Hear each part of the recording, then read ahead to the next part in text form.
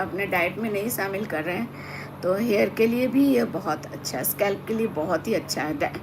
कभी भी इस वेदर में तो खासकर बहुत ज़्यादा डैंड्रफ का शिकायत हो जाता है मोस्ट ऑफ द जनता को। बट आप अप्लाई करके देखिए, मैं तो 12 महीना ऑल सीज़न में ही इसको अप्लाई करती हूँ अपने बालों में। Hello ma'am. हाँ जसप्रीत, कैसे हो? ठीक हूँ, मैं ठीक हूँ। आप कैसे हो बताओ? आप लोग नहीं आ रहे थे तो मैंने सोचा कि मेरा जो कंटेंट है मैं उसका ही थोड़ा सा डिस्कस कर लेती हूँ। तो इसका त्वचा पर लगाने से भी मुहासे भी दूर होते हैं। अगर इसका पेस्ट आप बना लें और उसमें थोड़ा सा हाफ स्पून मुल्तानी मिट्टी मिक्स करके उसका एक हल्का सा पेस्ट बना लें रोज़ वाटर के साथ, और उसको भी अगर आप अप्लाई करते हैं अपने फेस में तो जो होता नहीं ऑयली स्किन के वजह से आपको दाने आ रहे हैं या फिर बाहर आप जाते हैं तो आपको इन्फेक्शन हो जाता है पोल्यूशन से, या फिर बार बार स्किन टच करने से हमारे हाथ भी उस टाइम क्लीन नहीं होता है, तो इसकी वजह से भी कई लोगों को वहाँ से छोटे छोटे दाने, वहाँ से भी नहीं, सोकल जैसे छोटे छोटे दाने हो गए, इन्फेक्शन हो गया। इस ऐसी स्थिति में भी अगर आप बाहर से आते ही जब आप फेस वॉश कर रहे हैं तो कोई डिटर्जेंट या फेस वॉश नहीं यूज़ करके हर्बल फेस वॉश की तरह इसको एक पैक बना करके अप्लाई कर लीजिए। जस्ट उसको उसमें बहुत टाइम टेकिंग नहीं होगा। जैसे आपने पेस्ट बनाया, अप्लाई कर लिया, और जब तक आप हैंड वॉश कर रहे हो, लेग वॉश कर रहे हो, अपने हेयर टाई कर रहे हो, तब तक में वो फिर आप उसको हल्के हाथों से उसको सर्कल और एंटी सर्कल में रब करते हुए वॉश कर लीजिए। इतना सा टाइम में ही देखिएगा आपको बहुत फ़ायदा हो रहा है। इससे ऑयल भी बैलेंस हो जाएगा। जो अननेचुरली ऑयल आता है ना हमारे स्किन में, इस वाले वेदर में जनरली आता है हर किसी को। अगर ड्राई स्किन है तो उनको भी आता है, ऑयली स्किन है तो आता ही है। तो ऐसी स्थिति में जो आपका जो एक्स्ट्रा ऑयल आता है वो बैलेंस हो जाएगा।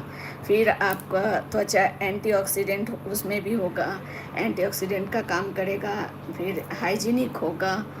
तो ये छोटा सा दिखने वाला है इंग्रेडिएंट, बट बहुत तरह से हमें बेनिफिट करता है अगर हम इसको अच्छे तरीके से सही तरीके से इसका यूज़ करना जानेंगे, इसके अप्लाई करना जानेंगे, इसको अपनी ज़िंदगी में अगर खाने में इसको शामिल करेंगे तब भी, अप्लाई करेंगे तब भी, तो हम बहुत बेनिफिटेड होते हैं। बहुत ही साधारण सा इंग्रेडिएंट है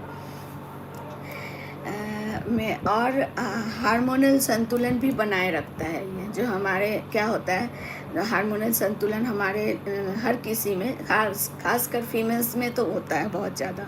एक बार तो हमें जब हमारी 12 ईयर्स में एक बार होता है हार्मोन का चेंजेस, एक बार 18 ईयर्स में होगा, फिर एक बार आफ्टर 40।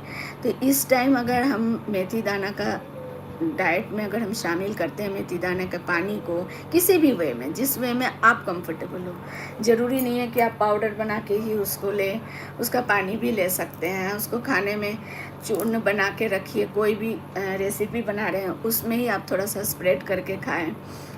हर टाइम ही मेथी दाना आप थोड़ा सा स्प्रेड करेंगे तो वो कड़वा होगा, ऐसी कोई बात नहीं है। हर टाइम इसका फ्लेवर कड़वा नहीं होगा, जब तक आप बहुत ज़्यादा यूज़ नहीं करेंगे तो कड़वा का नहीं, उसका एक बहुत अच्छा फ्लेवर भी होता है। जनरली हम अचार में तो मेथी दाना हमें देना ही पड़ता है फ्लेवर की वजह से, बट उसका मेज़रमेंट होता है कि हमें कितना ऐड करना है।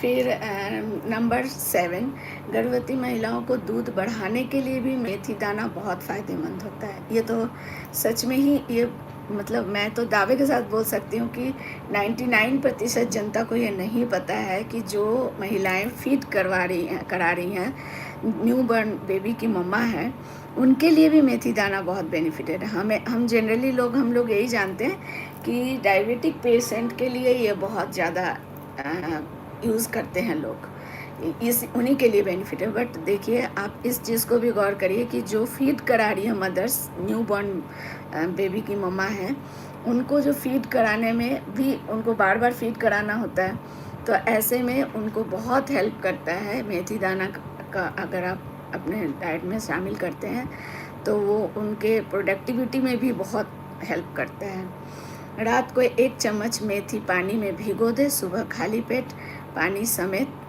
खा लें, या तो समेत खा लें अगर आप कंफर्टेबल हो तो, अगर आप नहीं भी हैं तो पानी छान के भी लीजिए। मैं दावे के साथ बोलती